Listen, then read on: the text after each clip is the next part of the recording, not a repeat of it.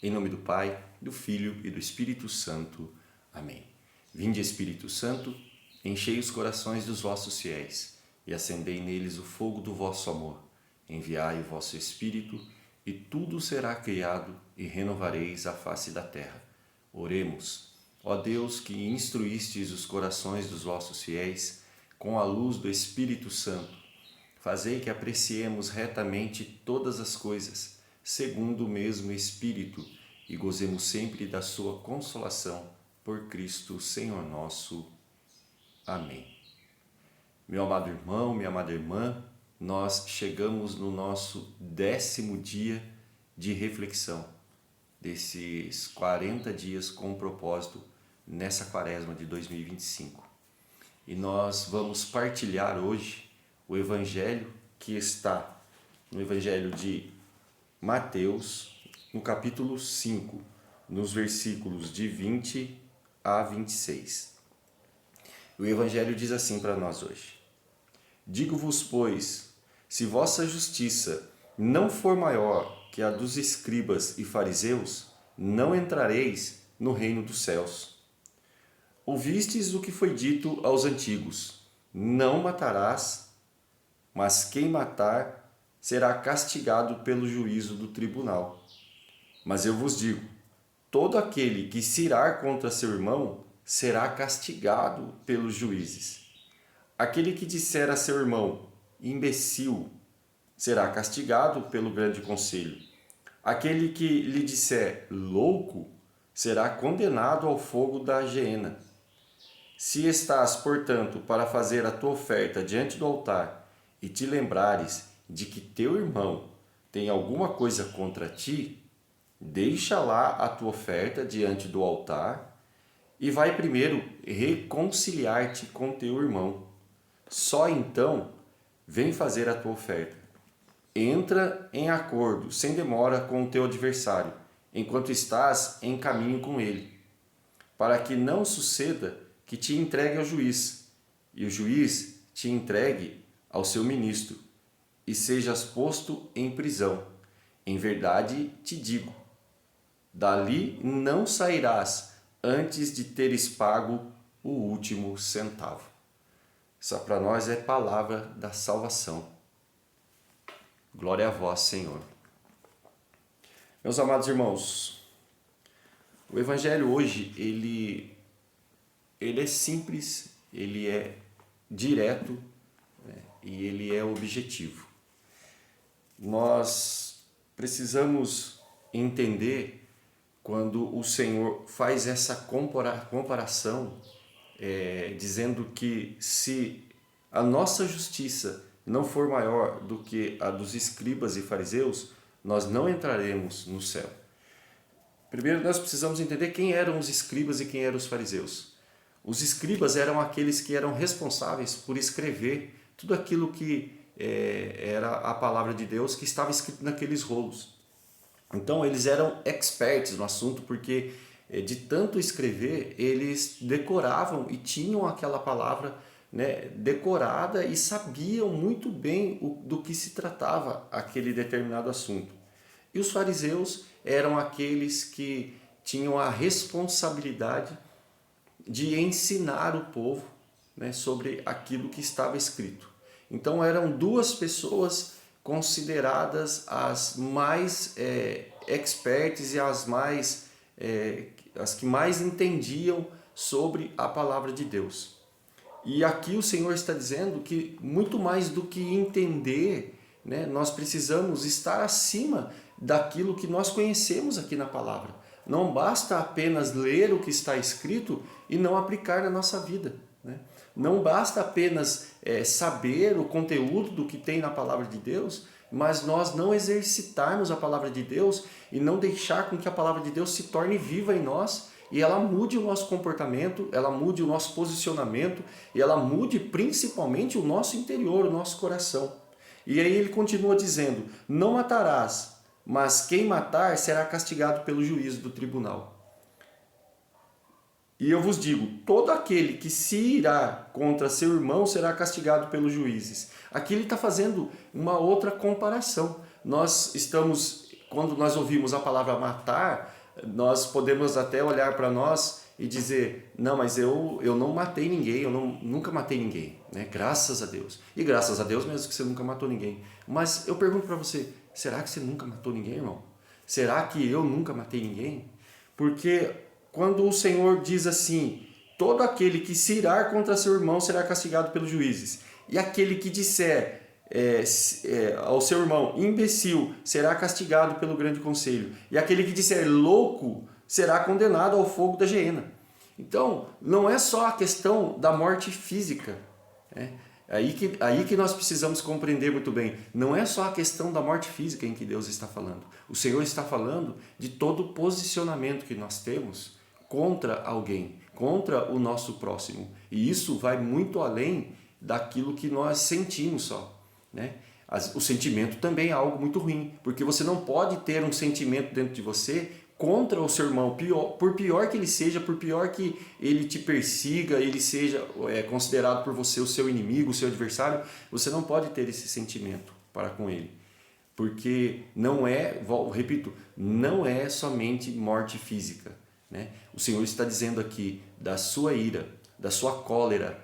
Né? O que significa isso? Ira e cólera. Ira e cólera significa que existe dentro de cada um de nós, de você, de mim, o desejo de se vingar, o desejo de pagar, de dar o troco, de pagar na mesma moeda. E o Senhor está dizendo para nós que se nós agirmos deste jeito, nós não vamos adquirir a entrada no reino de Deus, no céu.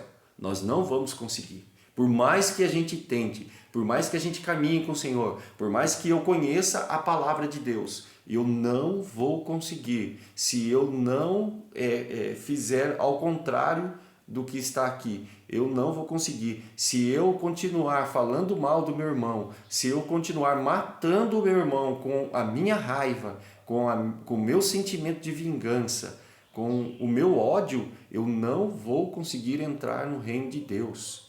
E aí ele continua, né? Aquele que disser louco será condenado ao fogo da geena. Se estás, portanto, para fazer tua oferta diante do altar e te lembrares de que teu irmão tem alguma coisa contra ti, deixa lá tua oferta diante do altar e vai primeiro reconciliar-te com ele. Só então vem fazer a tua oferta. O que Deus está querendo dizer isso para a gente? Com isso? Deus está dizendo com isso que é preciso perdoar. Aqui a palavra que cabe é o perdão, irmão. É o deixar-se mortificar, deixar matar o desejo da sua carne, o desejo de vingança, a raiva, o ressentimento, o desejo de querer, de desejar o mal para o outro e perdoar, pedir a graça ao Senhor de perdoar. É isso que nós precisamos fazer no dia de hoje. Eu queria que você refletisse muito bem em cima disso, porque é uma das coisas mais difíceis que existe em nós, seres humanos. É saber que mesmo que o outro esteja causando um prejuízo na nossa vida, fazendo mal para a gente, nos perseguindo, falando mal, né? Até mesmo quando tenha feito algo que é irreparável na nossa vida, nós precisamos pedir a força de Deus para poder exercer o perdão. O perdão ao próximo, o amor ao próximo. E olha, entenda bem, não estou dizendo que aqui o Senhor está pedindo para que você traga essa pessoa para dentro da sua vida, para dentro da sua realidade. Não tem nada a ver com isso. O que o Senhor está dizendo aqui é simplesmente perdão. E perdão não é só um sentimento, perdão é uma postura, é uma atitude que nós tomamos. E nós não precisamos provar nada para ninguém, porque a palavra de Deus vai dizer que o Senhor sonda o nosso coração. Então, quem tem que saber é Deus. Se você perdoou, quer dizer que você já apagou aquilo da sua história. Você não se esqueceu, mas você apagou aquilo de dentro do seu coração e aquilo não tem mais efeito na sua vida. Não tem mais efeito de te perturbar, não tem mais efeito de causar dentro de você um sentimento de vingança, não tem mais efeito de causar raiva em você. Então, o perdoar não quer dizer trazer de volta para a vida da gente aquilo que um dia fez mal para a gente, mas é o simples fato de saber usar aquilo que Deus fez com cada um de nós, que é perdoar a cada um de nós. Nós precisamos ser, a palavra diz, que nós precisamos ser imitadores de Cristo. E como ser imitador de Cristo? Como começar a ser imitador de Cristo? Fazendo com que a gente entenda que o perdão é o principal, é a maior característica do cristão, é perdoar, é fazer como o Senhor fez conosco, a gente fazer com o irmão, perdoar. O Senhor não subiu numa cruz e foi nós mesmos que o colocamos lá, e Ele olhando de lá de cima para nós, o que Ele disse? Pai, perdoai-vos, eles não sabem o que fazem. O Senhor nos perdoou, o Senhor, Ele agiu de misericórdia com nós, e Ele age de misericórdia com nós, porque todas as vezes que nós entramos numa fila de confissão, buscamos o sacramento da reconciliação, nós acreditamos que o Senhor nos perdoa, mas nós como cristãos, nós recebemos o perdão de Deus e não vamos perdoar os nossos irmãos, então existe alguma coisa errada. E aí ele finaliza dizendo, né? Em verdade te digo, né, dali não sairás antes de ter pago o último centavo. O que o Senhor está dizendo? Que se eu morrer numa situação de pecado, porque a falta de perdão com o próximo é um pecado mortal. Se eu alimento isso dentro de mim e quero me vingar, passa anos e eu não consigo perdoar, eu estou em pecado mortal, entenda isso. Se eu passo anos sem perdoar o meu irmão, o próximo, e tenho um sentimento de vingança dentro de mim, querendo matar o irmão, eu estou em pecado mortal, né? E se também eu uso da minha boca, da minha língua, para falar mal do irmão, eu estou matando o irmão também. E volto a dizer, como eu disse no início, não é somente morte física. Se o seu ódio, a sua vingança, né, o seu desejo de vingança, a sua ira, a sua cólera, esse sentimento ruim que você tem dentro de você não fez com que você matasse alguém fisicamente, porque isso pode acontecer quando a gente está com raiva, quando a gente está encolerizado, quando a gente está com ódio, pode acontecer. A gente já viu muitos casos disso, de pessoas com ódio irem e se vingarem e tirar a vida do próximo. Se isso não aconteceu, glória a Deus, né? Mas saiba que mesmo sem ter a atitude de ir lá e matar fisicamente, você pode ter matado alguém com as suas palavras. E se você, hoje, Deus te chamar e você morrer nesse pecado, você vai, né? Lógico, todos nós vamos para o purgatório, mas o Senhor está dizendo e está falando muito claro aqui, que de lá nós não sairemos enquanto nós não pagarmos o último centavo. Então que você hoje possa refletir nisso e pedir a graça de Deus. Eu sei que é difícil, e pedir a graça de Deus para que você tenha coragem, ousadia, seja melhor, muito melhor, é isso que o Senhor está dizendo, muito melhor do que você já tem sido, seja maior do que os escribas e os fariseus. Não seja um escriba, não seja um fariseu que conhece a palavra, que entende a palavra, mas não pratica a palavra de Deus. Deixe que o Senhor toque no seu coração neste dia e que Ele possa abençoar você com a graça do amor e da misericórdia dEle, para a honra e glória de nosso Senhor Jesus Cristo. Amém? Muito obrigado. Se você recebeu esse link desse grupo para poder ouvir essa reflexão, envia esse link para alguém que precise ouvir, né? Alguém que precise da graça de Deus no dia de hoje, para que a partir de hoje, nós estamos no 10º dia ainda, tem mais 30 dias pela frente, para que nos próximos 30 dias essa pessoa também possa meditar e refletir na palavra de Deus e assim começar a transformar a sua vida. Primeiro, entenda, gente, primeiro, nós precisamos mudar o nosso interior. Depois o nosso exterior é transformado, mas a mudança começa de dentro para fora. E hoje o Senhor está dizendo, muda o sentimento do seu coração, muda o seu pensamento em relação ao perdão aos irmãos, ao próximo. Amém? Muito obrigado pela sua companhia, obrigado por parar aí, né, por 15 minutos para ouvir essa reflexão. Que Deus possa te abençoar grandemente.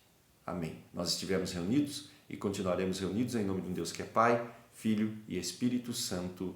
Amém.